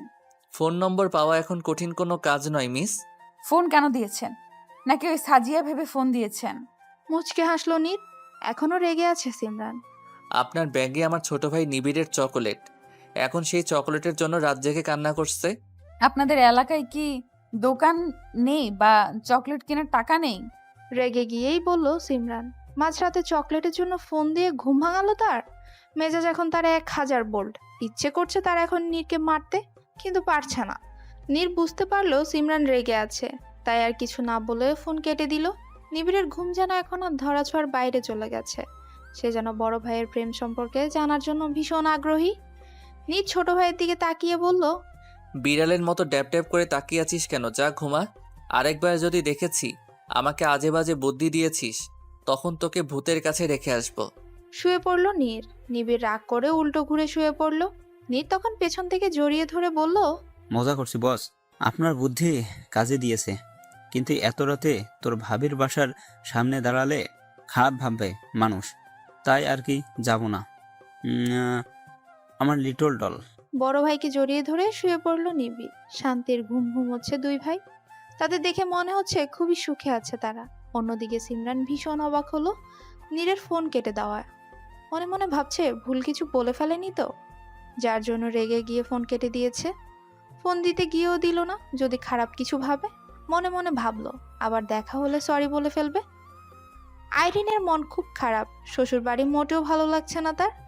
দম প্রায় বন্ধ হয়ে আসছে তার। সারাদিন কাজ করা সত্ত্বেও যখন ক্লান্ত শরীর বিছানায় এলিয়ে দিয়ে বিশ্রাম নিতে চায়, তখনই শুনতে পায় শাশুড়ির চিৎকার। সারাদিন শুয়ে বসে থেকে মোটা হয়ে যাচ্ছে, কাজকর্ম কিছুই করে না। জানলে এই বউ জীবনেও বিয়ে করাতো না। বউ খুবই অলস। আইরিনের চোখের পানি এখন সাগরে পরিণত হচ্ছে। না পারছে সইতে, না পারছে কিছু করতে। এইটুকু বয়সে এতগুলো কাজ করা সত্ত্বেও শ্বশুর বাড়ির মন সে পাচ্ছে না। রাতে স্বামীর কাছে নালিশ করলে ফয়সাল বলে, বিয়ের আগে তোমাকে সব কিছু বলেছি, আমার পরিবার বউ নয় বুয়া চাচ্ছে। তাহলে কেন তোমার পরিবার কিংবা তুমি আজই হলে? আমার টাকা দেখে আজই হয়েছো, এখন টাকা দেখেই থাকো। অবশেষে স্বামীর কাছেও শান্তি না পেয়ে মুখ চেপে কাঁদতে থাকে আইরিন। এখন বুঝলো সে টাকাই সব কিছু না, ভালোবাসাই সব। বিছানায় শুয়ে পেটে বালিশ চেপে কান্না করছে সিমরান। অসম্ভব যন্ত্রণাতে বারবার কেঁদে উঠছে সে। না, কিছুতেই সহ্য করা যায় না এই ব্যথা। মৃত্যু যেন খুব কাছেই তার। সিমরানের মা গ্লাস ভর্তি গরম পানিতে আদার রস আর বোতলে করে গরম পানি নিয়ে আসলেন। মেয়ের মাথায় হাত বুলিয়ে বোতলটি এগিয়ে দিয়ে বললেন, একজন মা কতখানি কষ্ট করতে হয় দেখেছিস? প্রতি মাসে তীব্র যন্ত্রণা, প্রসব বেদনা সহ্য করার পরেই শুনতে পায় সন্তানের মুখে সে মিষ্টি ডাক। মা ডাকটি শুনতে হলে প্রচুর কষ্ট সহ্য করতে হয় রে মা। একজন মা বলতে পারবে সন্তান পৃথিবীতে আনার কষ্ট কেমন। গরম পানি এনেছি, দেখবি খুব তাড়াতাড়ি মাথা ব্যথা কমে যাবে। সিমরানকে উঠিয়ে জোর করে গরম আদার পানি খাইয়ে দিলেন। বেচারি কান্না করে চোখ লাল করে ফেলেছে। প্রতি মাসের 2টো দিন তাকে এই কষ্ট সহ্য করতে হয়। সিমরানকে বসিয়ে রেখে ওর মা আবার রান্নাঘরের দিকে পা বাড়ালেন। ফোন আসলো। সিমরানের ইচ্ছে না থাকা সত্ত্বেও ফোন রিসিভ করে বলল, হ্যালো। সিমরানের কণ্ঠস্বর অস্বাভাবিক মনে হলো নীরের কাছে। গলায় কাটা আটকে যাবার মতো কণ্ঠ। কি হয়েছে তোমার? তেমন কিছু না, চকলেটের জন্য ফোন দিয়েছেন?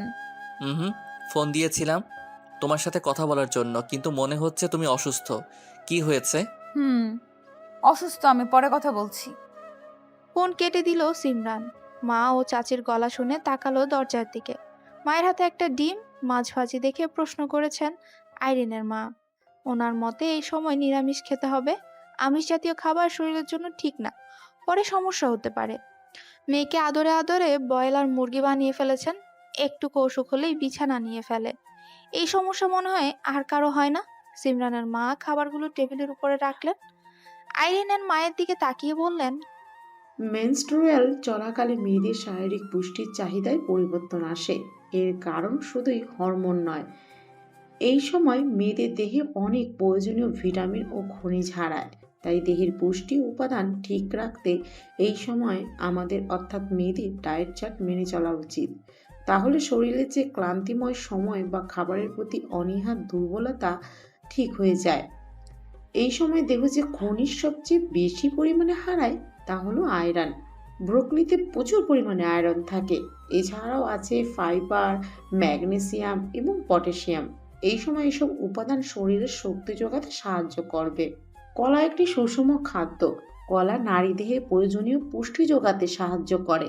ডার্ক চকলেট প্রচুর পরিমাণে আয়রন, ম্যাগনেসিয়াম, অ্যান্টিঅক্সিডেন্টে ভরপুর থাকে। এছাড়াও ডার্ক চকলেট রক্ত সঞ্চালন স্বাভাবিক রাখতে সাহায্য করে।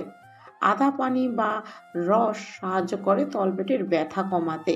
তলপেটের এই অসম্ভব ব্যথা কমাতে আদা অনেক গুরুত্বপূর্ণ ভূমিকা পালন করে।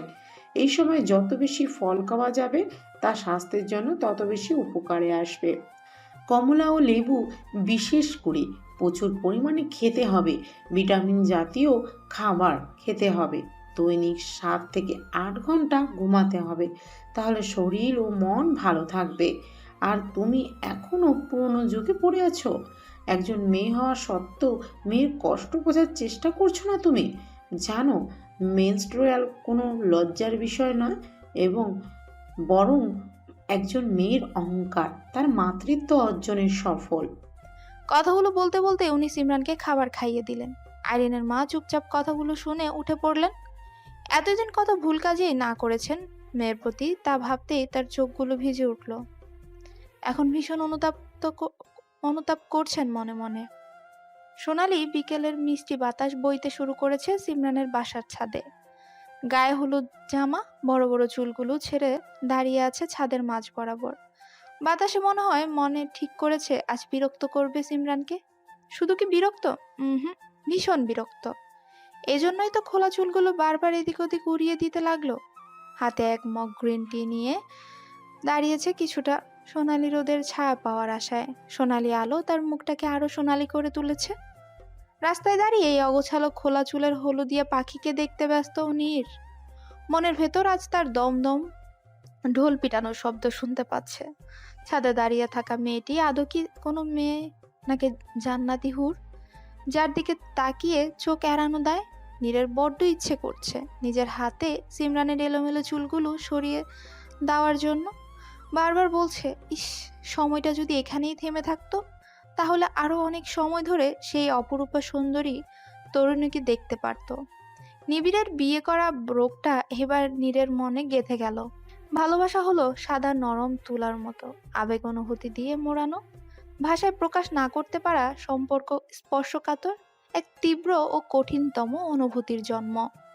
ভালোবাসার রঙে রাঙা হোক পৃথিবী।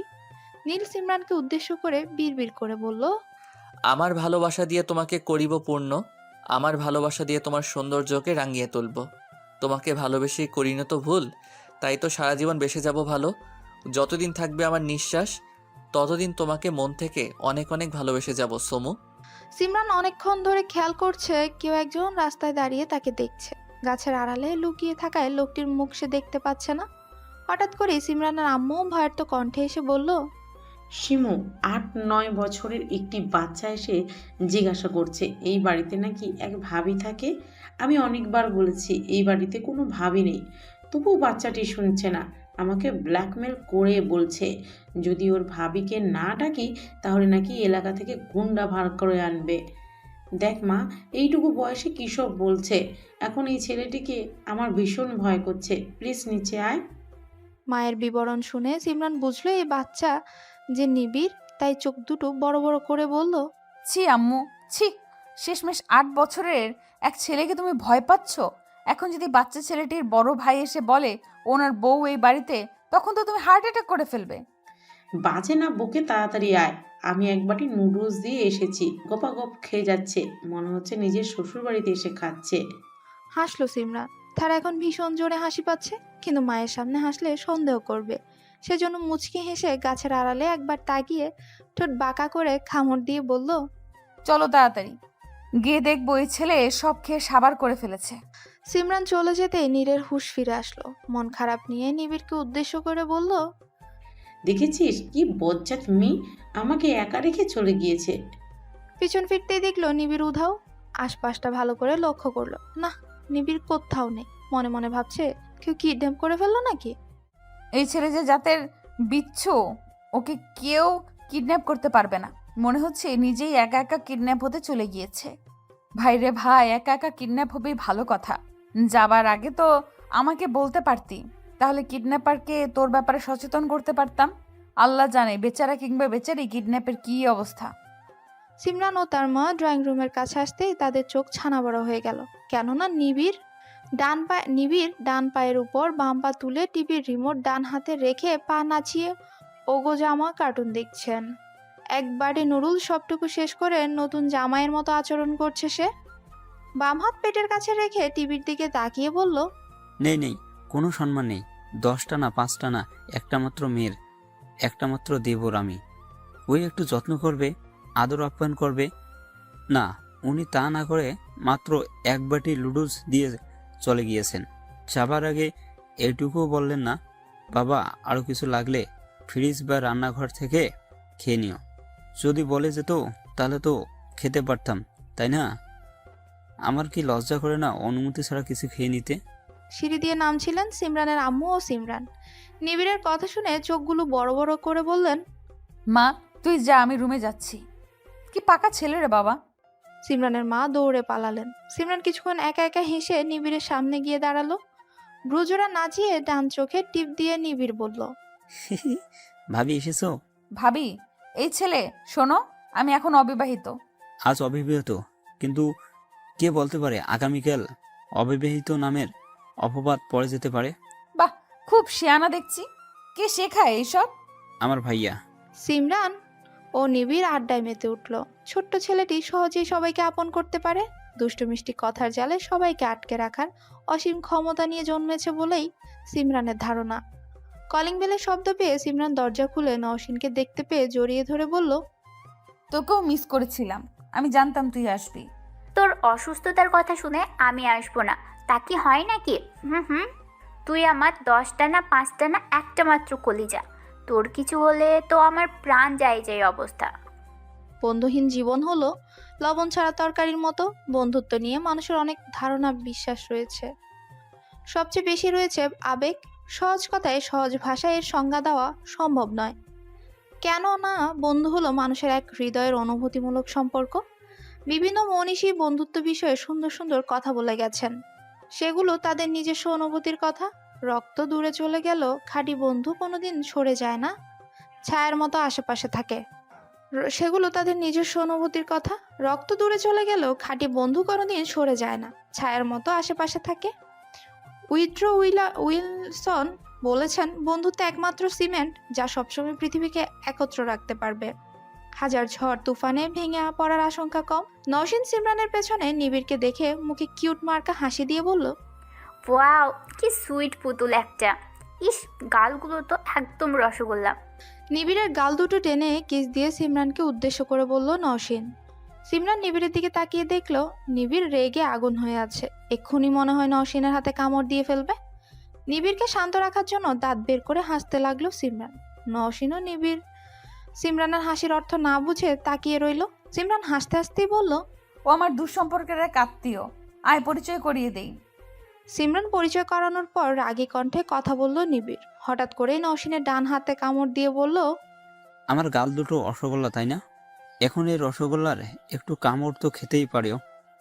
মিস দুষ্টু আপু, আমার গাল দুটো শুধু আমার ভাবি আর ভাইয়ার জন্য বানানো, তোমার জন্য না, ওকে? নওশীন অবাক হওয়ার চরম পর্যায়ে চলে গেল। সিমরান ব্যাককেল মার্কা হাসি দিয়ে বলল, তোকে সব পরে বলছি, এখন কিছু বলিস না। নওশীন আর কথা বাড়ালো না। বেশ কিছুক্ষণ গল্প করে সে চলে গেল। সিমরানের মার সাথেও নিবিড়ের সম্পর্ক বেশ জমে গেছে।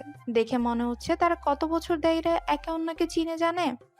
নীর এইদিকে এলাকার সব জায়গায় নিবিড়কে খুঁজতে ব্যস্ত। না, কোথাও সে নিবিড়কে খুঁজে পাচ্ছে না। চিন্তায় তার পুরো মাথা হ্যাং হয়ে গেছে। বাসায় এই কথা বললে সবাই চিন্তা করবে, সেজন্যই বাসায় না জানিয়ে পুলিশকে ইনফর্ম করলো। তার চোখ দুটো রক্ত লাল হয়ে আছে। দেখে মনে হচ্ছে এক্ষুনি তার চোখ বেয়ে লাল পানি ঝরবে। বারবার ঘড়ির দিকে তাকাতে লাগলো। পুরো শরীর কাঁপছে তার, ভয়ে শিউরে উঠছে গায়ের লোমগুলো। আজকে সন্ধ্যাটা নীরের জীবনে অশুভ সন্ধ্যা নামে পরিচিত হলো। আজকের দিনটা তার জীবনে খারাপ একটা দিন। হঠাৎ করেই তার মাথায় সিমরানের নামটি মনে হলো। নিবিড়ের চিন্তায় সে সিমরানের কথা প্রায় ভুলেই গিয়েছিল। তার মন একটা কথা বারবার বলছে, জীবনের সব সন্ধ্যাই অন্ধকারাচ্ছন্ন নয়। তার মধ্যে শুভ সন্ধ্যারও পদার্পণ ঘটে। সিমরানের ফোনে কল দিল, কিন্তু দুর্ভাগ্যবশত ফোন বন্ধ। মনে মনে বকতে লাগলো সিমরানকে, হয়তো এখন কাছে পেলে মেরেও ফেলতো। রাগটা কন্ট্রোল করে আবারও ফোন দিল, কিন্তু আগের মতোই ফোন অফ। সিমরানের বাসায় যেতে সময় লাগবে 2 থেকে 2.5 ঘন্টা। খুব জোরে নিঃশ্বাস ছেড়ে বাইক দিয়ে রওনা হলো সিমরানের বাসার উদ্দেশ্যে। এইদিকে সিমরানের ফোনে চার্জ নেই। নিবিড় গেমস খেলে সব চার্জ শেষ করে ফেলেছে। সিমরানের মনে নেই যে সে নিবিড়ের ব্যাপারে নীরকে কিছু বলেনি। আরামসে সে নিবিড়ের সাথে খেলতে ব্যস্ত। আজ যেন সিমরান আকাশের চাঁদ হাতে পেয়েছে। ছোট্ট নিবিড়ের সাথে সেও ছোট্ট বাচ্চা হয়ে গেছে। মনের ভেতর জেগে উঠেছে রংধনু। রংধনু যেমন 7 রঙা, তেমনি সিমরানের মনে আজ রঙের খেলা ধারণ করেছে। নিবিড় সিমরানের কোলে মাথা রেখে শান্ত বাচ্চাদের মতো ফেল করে তাকিয়ে আছে তার দু চোখে। যেন এক অদ্ভুত মায়া। সে মায়ায় বারবার জড়িয়ে যাচ্ছে সিমরান। কি আছে এই ছেলেটার মধ্যে যা তাকে বারবার টানে? খুব আপন মনে হয় তার কাছে। রাত 10টা, নিবিড় ঘুমে আচ্ছন্ন। সিমরানকে জড়িয়ে ধরেই সে ঘুমোচ্ছে। তারও বেশ ঘুম পাচ্ছে। সেও ঘুমিয়ে পড়েছে ছোট্ট নিবিড়কে জড়িয়ে ধরে। কলিং বেলের শব্দ শুনে সিমরানের মা দরজা খুলে দেখলো তারই সামনে দাঁড়িয়ে আছে একজন সুদর্শন যুবক। যুবকটির মুখে চিন্তার ভাঁজ, চুলগুলো এলোমেলো হয়ে আছে, চোখ দুটো লাল বর্ণ ধারণ করেছে। কাকে চাই? সরি আন্টি, রাত করে বিরক্ত করার জন্য। আমার ছোট ভাই নিবিড় কি এইখানে আছে? নিবিড়ের নাম শুনে বাসার ভেতর প্রবেশ করতেই বলল নীরকে। সোফায় বসতে বলে 1 গ্লাস ঠান্ডা পানি আনতে গেলেন উনি। চিন্তা করো না, তোমার ভাই আমাদের বাসায় আছে। তোমাকে আমি ঠান্ডা পানি দিচ্ছি, খেয়ে পরে ভাইয়ের কাছে যাবে। মায়েদের কথায় যেন মধু মিশিয়ে থাকে। নীর কিছু না বলেই সে মিষ্টি কণ্ঠের কথায় মনোযোগ সহকারে শুনল। মাথায় এদিক ওদিক খেলিয়ে হ্যাঁ বোধক অর্থ বোঝালো। 2 ঘন্টার রাস্তা 4 ঘন্টা লেগেছে নীরের। 2বার বাইক নষ্ট হয়ে যাওয়ায় রাস্তায় প্রচুর জ্যাম। সব মিলিয়ে সে আজ ভীষণ বিরক্ত। সিমরানের মায়ের দেওয়া ঠান্ডা পানিটুকু এক নিমেষেই শেষ করে বলল, আন্টি নিবিড় 2তলার বাঁ দিকে 2য় রুমে আছে, তুমি যাও, আমি আসছি। নীর আর দাঁড়ালো না। দ্রুত পা চালিয়ে সে নিবিড়ের উদ্দেশ্যে হাঁটা দিল। রুমের দরজা খোলা থাকায় ভেতরে প্রবেশ করে দেখলো সিমরান ও নিবিড় একে অন্যকে জড়িয়ে ধরে ঘুমিয়ে আছে। এই দৃশ্যটা সে ফোনে বন্দি করতে চায়। দ্রুত গতিতে ফোন বের করে ছবি তুলে আবারও ফোন পকেটে রেখে দিল। এরই মাঝে আগমন ঘটে সিমরানের মায়ের। দেখো কেমন বাচ্চাদের ঘুমাচ্ছে 2জন বাচ্চা। আমি তো নিবিড়কে ভেবেছিলাম রেখেই দিব। কি মিষ্টি ছেলে, যেমন তার কথা তেমন তার বুদ্ধি। হাসল নীর। 10 মিনিট ধরে কথা বলছে নীর ও সিমরানের মা। কথার শব্দে ঘুম ভেঙে যায় সিমরানের। সামনে নীরকে দেখে একবার নিজের দিকে তাকিয়ে কাচুমাচু হয়ে বসে পড়ে, কেননা তার গায়ের ওড়নাটা নিবিড়ের হাত ও পেট পেঁচানো রয়েছে। সিমরানের মা আবারও কলিং বেলের শব্দ শুনে যেতে লাগলেন। নীরকে উদ্দেশ্য করে বললেন, শিমুর আব্বু এসেছো? দাঁড়াও, ওর সাথে পরিচয় করে দেবো তোমার। চলে গেলেন উনি। নীর এবার সিমরানের দিকে তাকালো। তার চোখ দুটো এখনো রাগে আগুন হয়ে আছে। হঠাৎ তার খেয়াল হলো সিমরান খুবই অস্বস্তিতে আছে। কারণটা বুঝতে পেরে নিবিড়কে কোলে নিয়ে নিল নীর। অন্যদিকে তাকিয়ে বলল, সমস্যা নেই, আমি এতটাও বাজে ছেলে নই, ওকে? সিমরান ওন্না নিয়ে কাপা কাপা গলায় বলল, আপনি এত রাতে এইখানে? নাটক দেখানোর জন্য আসেনি। ফোন রিসিভ করেছো তুমি? রাগী ও ধমকে সুরে নীর কথাটা বলল। সিমরান ভয়ে চুপসে গেল। নীর রাগ দেখিয়ে আবার বলল, আমি তো তোমার বিরক্তির কারণ, তাই তো? আজ থেকে আমি বা আমার ভাই তোমার আশেপাশে আর কোনোদিন আসবো না। আমাকে কষ্ট দেওয়ার জন্যই কি আমাকে জানাওনি যে আমার ভাই এইখানে? আসলে আমার মনে ছিল না। অজুহাত ভালো ছিল, কিন্তু ভীষণ পুরনো। নতুন কিছু আবিষ্কার করতে পারলে না? সত্যি বলছি। আমি নিবিড়কে নিয়ে যাচ্ছি। যাবার পথে আন্টি আঙ্কেলের সাথে দেখা করে যাব, কিন্তু তোমার সাথে আমাদের আর ইচ্ছাকৃতভাবে কোনো দিন দেখা হবে না। ভালো থেকো, গুড বাই। আমি নিবিড়কে নিয়ে যাচ্ছি। যাওয়ার পথে আন্টি আঙ্কেলের সাথে দেখা করে যাব, কিন্তু তোমার সাথে আমাদের আর ইচ্ছাকৃতভাবে কোনো দিন দেখা হবে না। ভালো থেকো, গুড বাই। কথাটা বলেই নীর চলে গেল।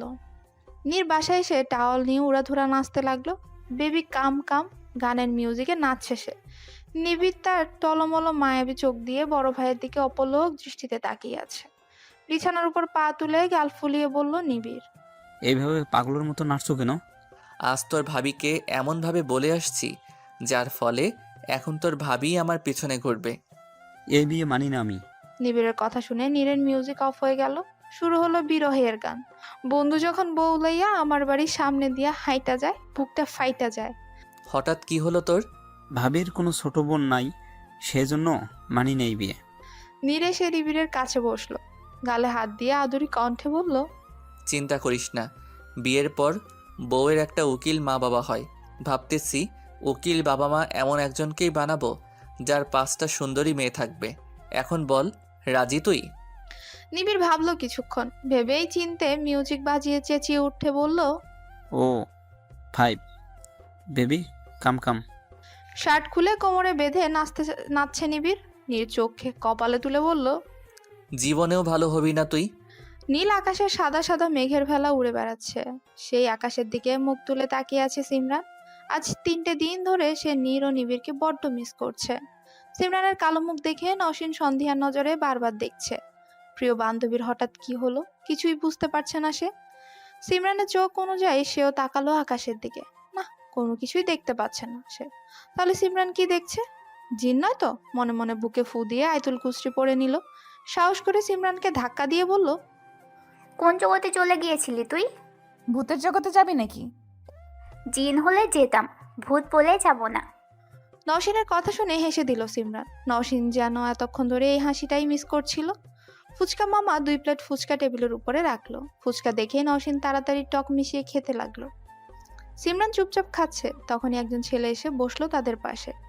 সিমরানের কাছে বেশ চেনা চেনা লাগছে লোকটিকে। অনেক আগেই তাকিয়ে থেকে যখন চিনতে পারলো, তখন ছেলেটির পিঠ আর সিমরানের হাত। মার খেয়ে হাসতে লাগলো ছেলেটি। সিমরান কাঁদতে লাগলো আর অভিমানী সুরে বলল, এই তোর আসার সময় হলো? কি বলছিলি যাবার আগে? সরি, খুব চাপে ছিলাম, সেজন্যই তো 5টি বছর আসার কোনো সুযোগ পাইনি। এখন কে আসতে বলেছে? তুই বলেছিলিস প্রতিদিনই তো ঘুমের মাঝে মাঝে এসে বলিস, মিন্ময় তাড়াতাড়ি চলে আয়, তোর কথা আমার ভীষণ মনে পড়ছে, যদি না আসিস তাহলে তোর সাথে কোনো কথাই নেই আমার, তাই তো চলে আসছি পাখি। ভাগ এখান থেকে শালা। 5 বছরে তো 10 দিন কথা বলছিস, তাও আবার 2 মিনিট 20 সেকেন্ড করে। বাহ, হিসাব করে রেখেছিস দেখছি। বাই দ্য ওয়ে, এই রাক্ষসী কে রে? কখন থেকে দেখছি খেয়েই যাচ্ছে। নওশিন এতক্ষণ ধরে সিমরান ও মিন্ময়ের কথায় কান দেয়নি, কিন্তু যখনই তাকে রাক্ষসী বলা হয়েছে সে ফুচকা প্লেটে রেখেই রেগে আগুন হয়ে তাকিয়ে বলল, এই লোকটা কেন আবার এসেছে? 5 বছর ধরে তো শান্তিতে ছিলাম, তাহলে কেন আবার অশান্তিতে রাখার জন্য এসেছে? ইচ্ছা করতেছে চাইনিজ কুড়াল দিয়ে কেটে লবণ ছাড়াই রোদ্রে শুকিয়ে চায়নাতে বিক্রি করি। চায়নার মানুষেরা এই অখাদ্যকে ঠিকই খাদ্য বলে পেটে হজম করে ফেলতে পারবে। উগান্ডা দেশের নির্লজ্জ প্রাণী একটা। দেখছে আমি তাকে ইগনোর করছি, কিন্তু সে তো নির্লজ্জ। এইটা তো তাকে প্রমাণ করতেই হবে, তাই না? আমি তো কয়েকটা বাক্য বলেছিলাম, কিন্তু এই মেয়ে রচনা বলতে শুরু করে দিয়েছে। সুমু, তুই কিভাবে এই মেয়ের সাথে থাকিস? হাউ? শুরু হয়ে গেল বাংলাদেশ পাকিস্তানের সেই যুদ্ধ। বহু কষ্টে তাদের ঝগড়া থামিয়ে দুজনকে নিয়ে হাঁটা দিল সিমরান। মৃন্ময় হলো সিমরানের বড় চাচার একটা মাত্র ছেলে।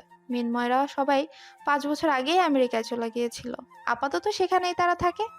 সিমরানের বাবা 3 ভাই 1 বোন। বড় চাচার ছেলে মৃন্ময়, পরে সিমরানের বাবা, আর ছোট হলেন আইরিনের বাবা। ফুফু ছিলেন সবার ছোট ও আদরের বোন, কিন্তু সেই সম্পর্ক আজ ভাইদের কাছে মৃত। সিমরানের মাধ্যমে নওশীন ও মৃন্ময় একে অন্যকে চিনে জানে। তাদের সম্পর্ক হলো সাববেজি টাইপের, কেউ কারো ছায়া পর্যন্ত দেখতে পারে। মৃন্ময় সিমরানের হাত ধরে হাঁটছে, দুজন হাসছে আর কথা বলছে। দেখে মনে হচ্ছে আজ তারা ভীষণ খুশি।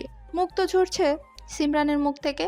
মৃন্ময়কে পেয়ে সে নীরের কথা প্রায় ভুলেই গিয়েছে, কিন্তু আড়ালে দাঁড়িয়ে সবকিছু দেখছিল নীর। সিমরানের হাত সে ছাড়া অন্য কোনো ছেলে ধরবে সে মেনে নিতে পারছে না। নিজের হাত মুষ্টিবদ্ধ করে দাঁতে দাঁত চেপে ধরে রাগী গলায় বলল, ব্রেকআপ হতে না হতেই নিউ বয়ফ্রেন্ড নিয়ে ঘুরতে শুরু করেছো। তোমাকে তো আমি একজন ভালো মেয়ে হিসেবেই জানতাম, কিন্তু তুমি তো দেখছি, ছি, ভাবতেও লজ্জা করছে। তোমার জন্য কিনা আমি আর আমার ছোট্ট ভাইটা পাগল। তোমার ভালোবাসা পাওয়ার জন্য কতই না নাটক করলাম। সাদাত ঠিকই বলেছিল। কথাটা বলেই থেমে গেল নীর। সাদাত যে তার পূর্ব পরিচিত সে কথাটি গোপন রাখতে চায়। 3টি বছর ধরে সে অনেক প্ল্যান করেছে। সামনে থেকে তাকে যতটা ভদ্র শান্ত বোঝা যায়, সে কিন্তু আসলে তা নয়।